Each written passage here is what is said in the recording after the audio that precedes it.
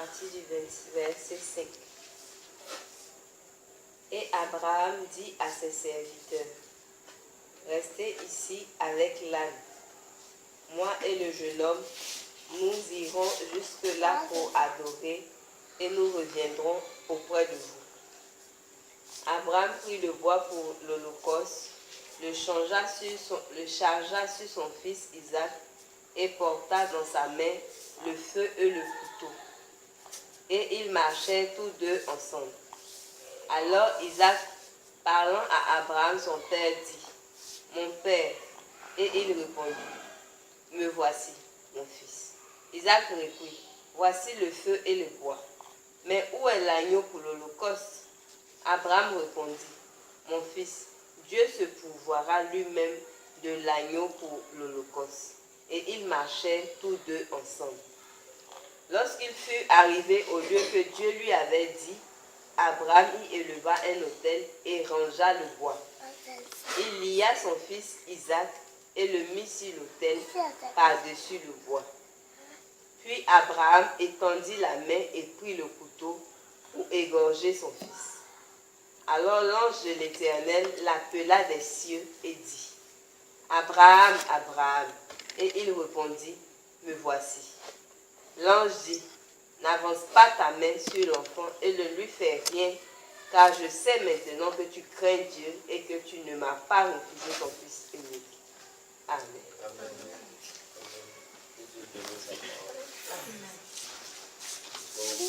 Avant de développer le message, je voudrais d'abord qu'on voie la définition de la foi. D'abord, qu'est-ce que la foi? On peut voir ça en Romains 10, verset 17, et puis Hébreux 11, verset 1. Quelqu'un va prendre rapidement Romains 10, 17, et puis quelqu'un d'autre. Hébreux 11, verset 1.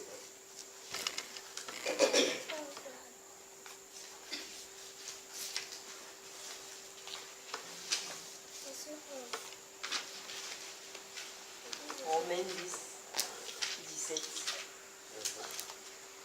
Ainsi, la foi vient de ce qu'on entend, et ce qu'on entend vient de la parole de Christ.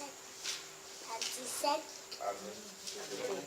Et Hébreux 6. Hébreux 11, 17. verset 1.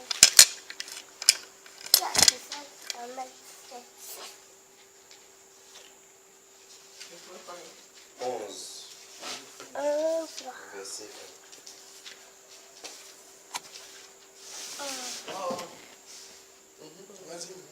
Or, la foi est une ferme assurance des choses qu'on espère, une démonstration de celles qu'on ne voit pas. Amen. Ici, on a pris la définition biblique, ça ne vient pas d'un dictionnaire ou bien d'un autre livre.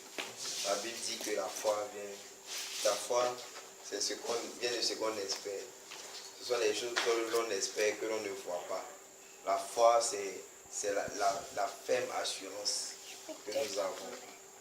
Quand on sait que une voiture, sans assurance, une voiture ne peut pas rouler.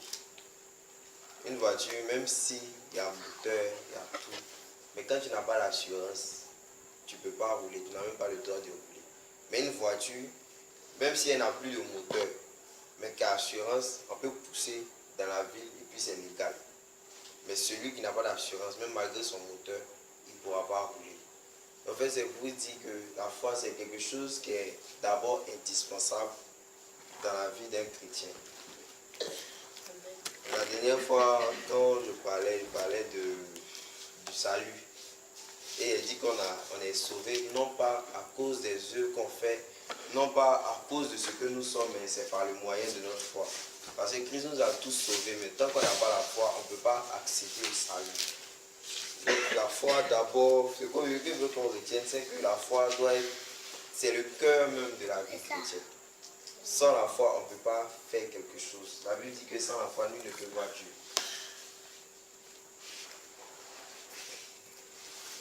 Et l'autre passage que la sœur Rachel a lu nous dit que la foi vient de ce qu'on entend. Et ce qu'on entend vient de la parole de Dieu. Donc, notre foi, c'est d'abord basé sur la parole de Dieu.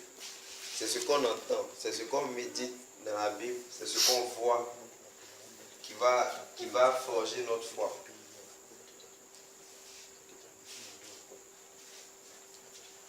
Donc je reviens maintenant dans notre thèse de base.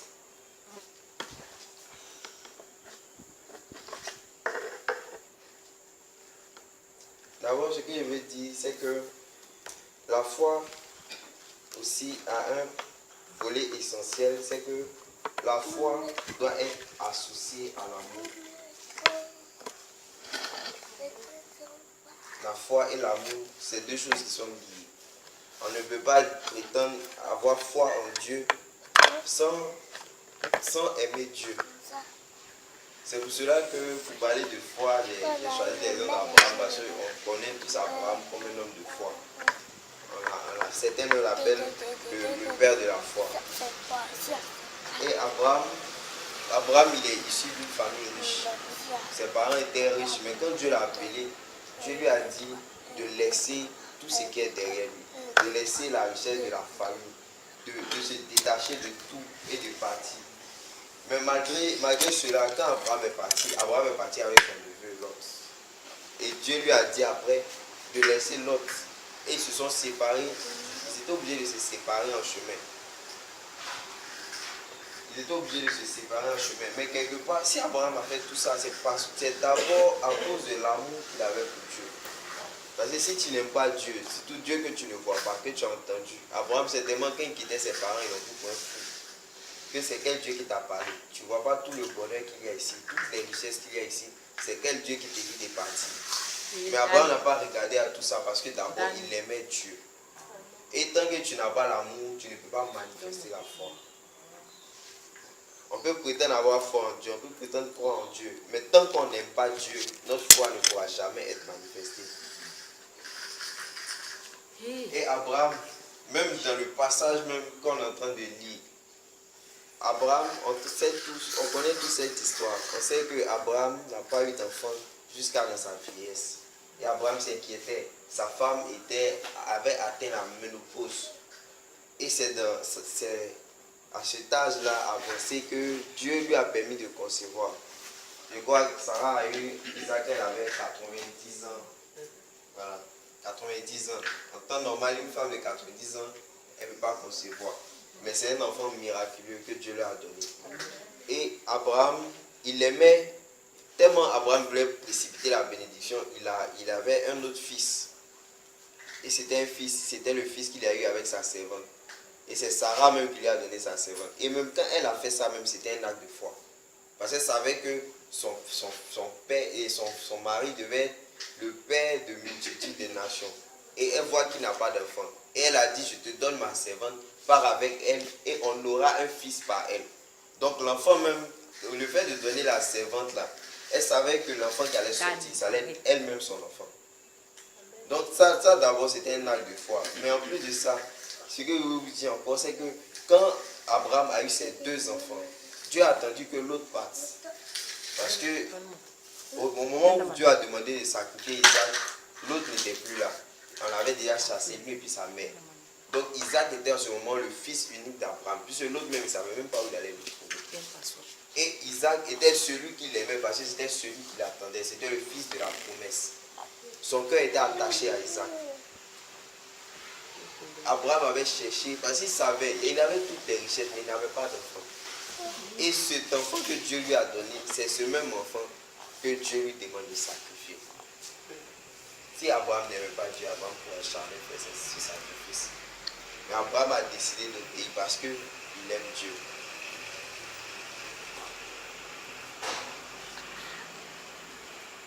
La deuxième chose que je voulais faire ressortir encore de ce message, c'est que notre bénédiction et notre succès sont déterminés par notre foi.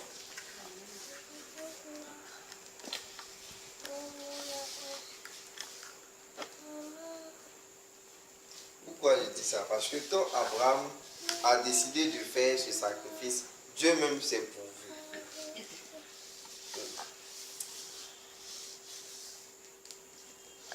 Je lis au verset, le verset 5 dit, on dit, Abraham dit à ses serviteurs, vous, restez ici avec l'âne. Moi et le garçon, nous irons là-haut pour nous prosterner et nous reviendrons vers vous.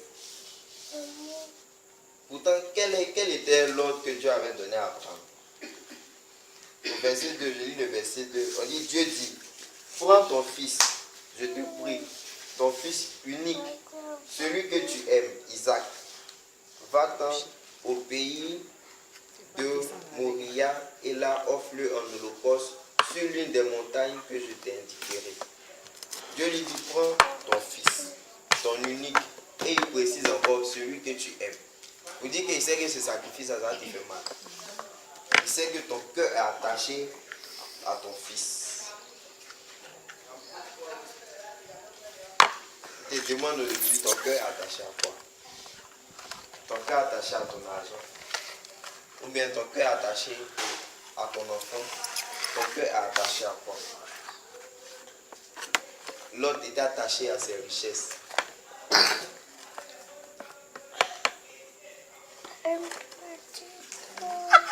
Plutôt Job. Job était attaché à ses richesses.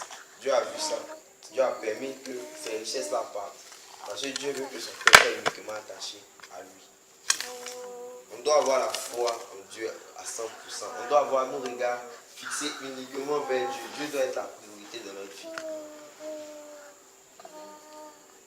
Quand Dieu sait que ton cœur est attaché à quelque chose, il va t'envoyer cela, comme une forme de tentation. Il va toujours t'éprouver pour voir si entre lui et puis ce à quoi ton cœur est attaché, qui compte vraiment pour toi. Dieu va toujours te mettre à l'épreuve pour manifester la foi. Dieu veut savoir est-ce qu'on l'aime vraiment. Et c'est l'amour. On ne peut pas dire qu'on a la foi sans avoir l'amour de Dieu. Et on doit aimer Dieu plus que toute chose.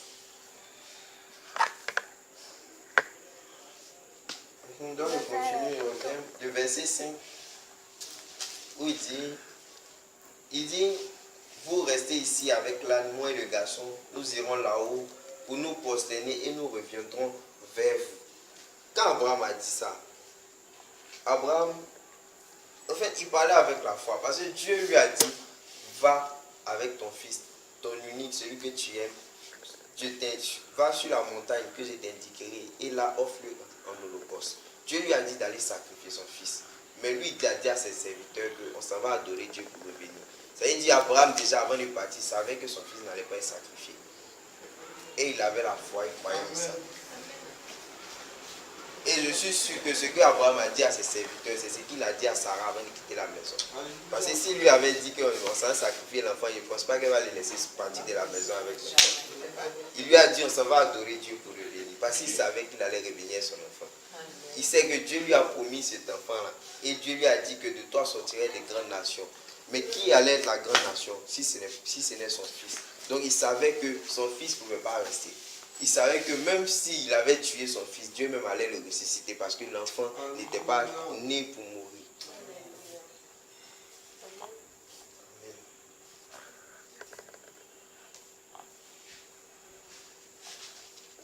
Encore, quand l'enfant même a demandé à son père,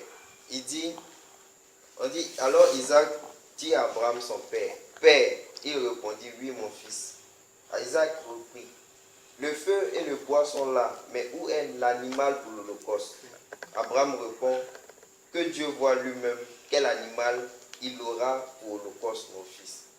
Abraham savait que c'est un animal qui allait mourir à la place de son fils.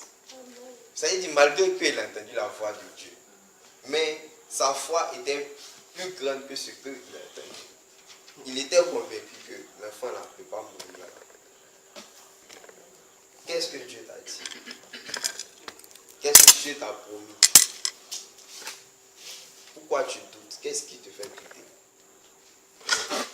Est-ce que la foi n'est pas plus grande que ce que tu vois? C'est vrai, Dieu t'a dit que tu seras milliardaire, aujourd'hui tu as 1000 francs dans ta poche. Si elle a dit non, que peut-être il ne serait pas milliardaire, on ne sait jamais.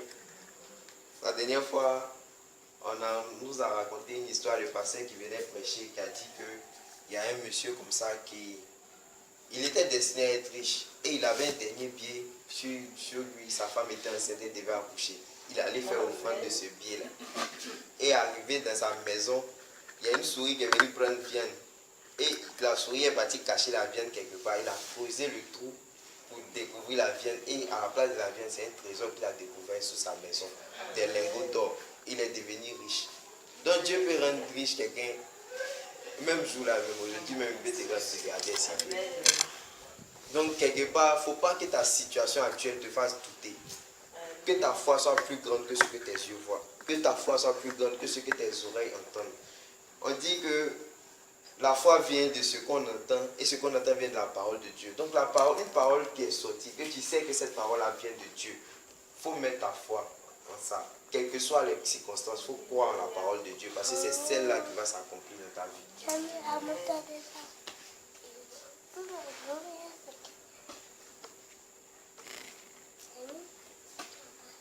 Amen. Et on dit, la Bible dit encore que au verset 13, quand Dieu lui a dit, ne porte pas la main sur le garçon et ne lui fais rien, je sais maintenant que tu crains Dieu et que tu ne m'as pas refusé ton fils, ton unique fils. Abraham leva les yeux et vit par derrière un bélier retenu par les cornes dans un buisson. Rachel, quand tu lisais ta version, il avait écrit un agneau. Donc Abraham savait que c'est un mouton que Dieu allait envoyer. Il connaissait l'animal même que Dieu allait envoyer pour sacrifier.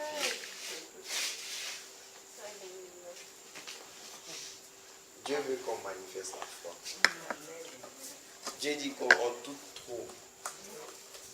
Dans le doute là, c'est la meilleure arme du diable. Une fois que tu doutes, il peut détruire tous tes projets. La Bible dit que ce qui n'est pas fruit de conviction est péché.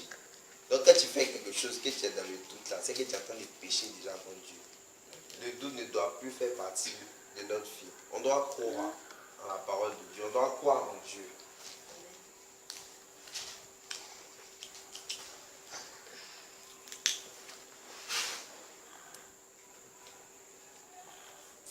Et encore ce que je voulais dire, c'est que c'est la foi qui nous permet d'entrer dans nos bénédictions.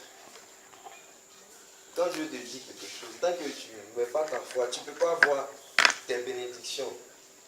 Et quelque part, quand Dieu veut te bénir, là, le diable envoie souvent pour essayer de te tromper. Et ça se présente comme des opportunités que tu ne dois pas rater pour la plupart du temps. Souvent, Dieu veut te donner un bon travail, mais tu vas voir qu'il y a des travaux bizarres qui vont venir se présenter à toi. Et si tu as accepté ça, tu t'es détruit. Il faut toujours chercher à savoir quelle est la volonté de Dieu avant de faire toutes choses.